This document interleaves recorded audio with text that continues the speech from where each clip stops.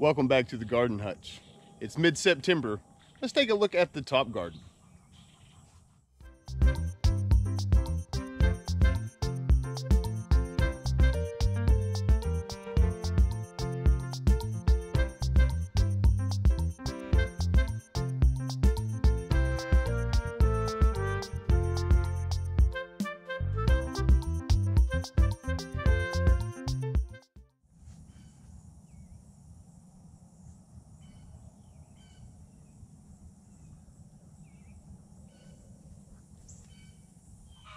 Well, as I mentioned, we're here in the middle of September and the weather has been absolutely fantastic.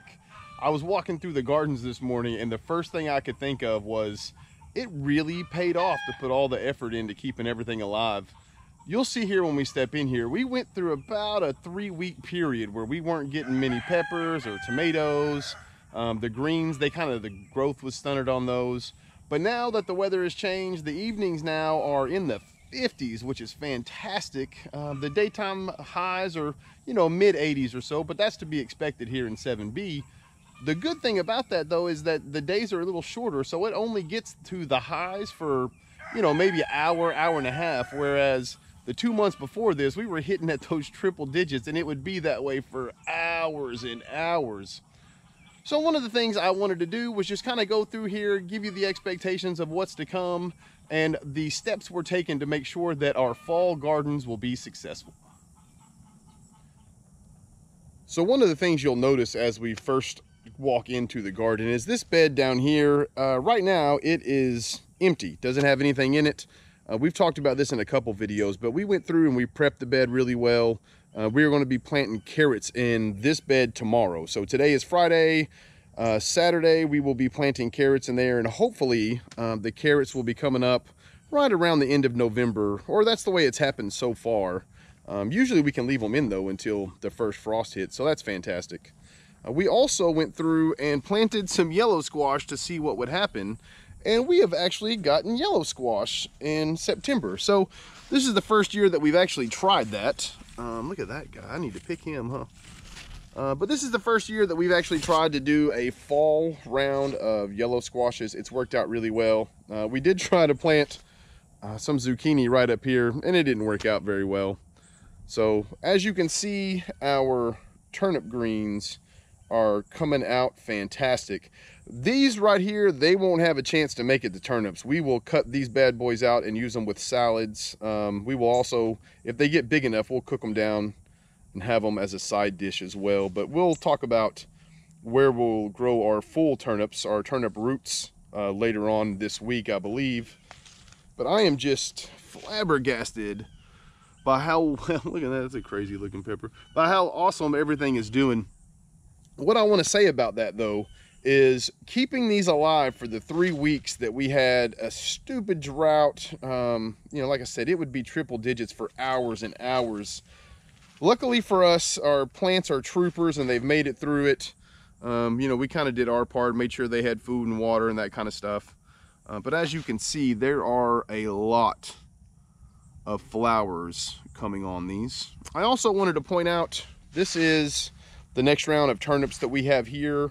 These will be utilized much the same as the ones we just looked at. We'll go through, we'll thin these out with our lettuces and radish greens and such and have them with salads.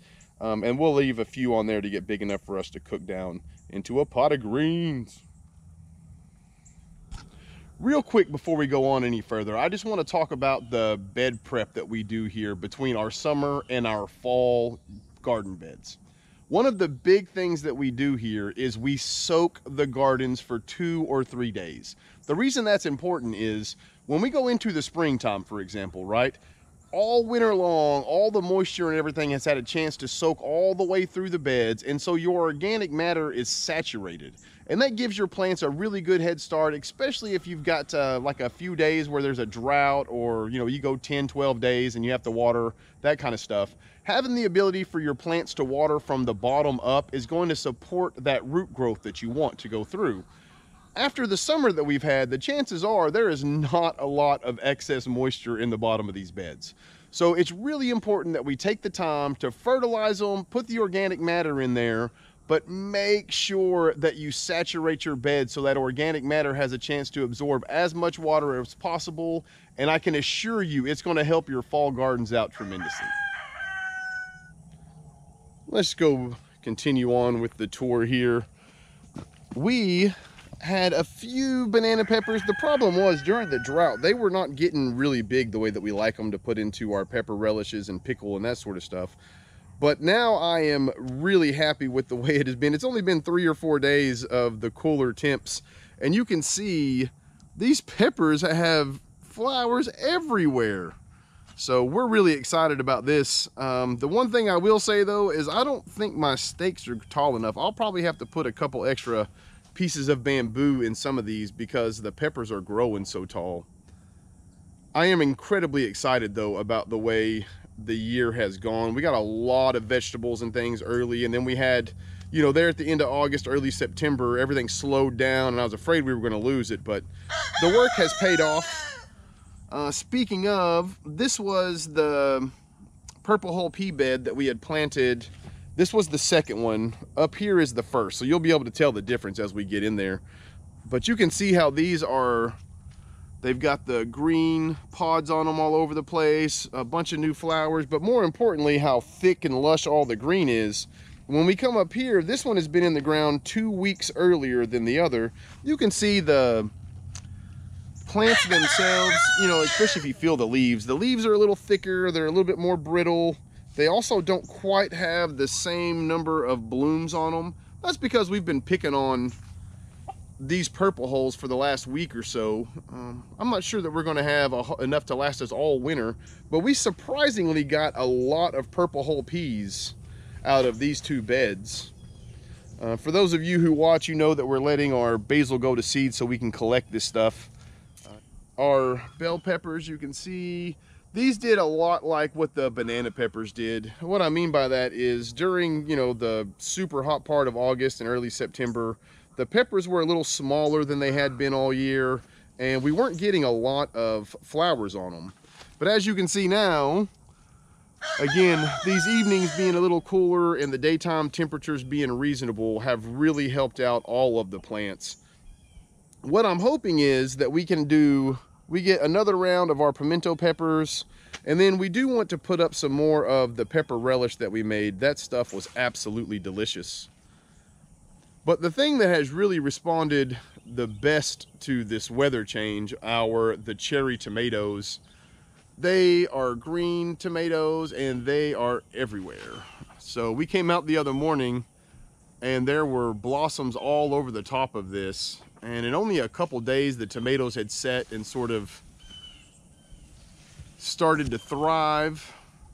Again, you know, next year whenever I plant these, I'm going to do the same spot, but I'm not going to do any of those yellow pear tomatoes. I was not a big fan. Now, the taste was fantastic, but I'm just not a fan of the maintenance they take, and they die really easily during the heat and drought that we have routinely here in 7B.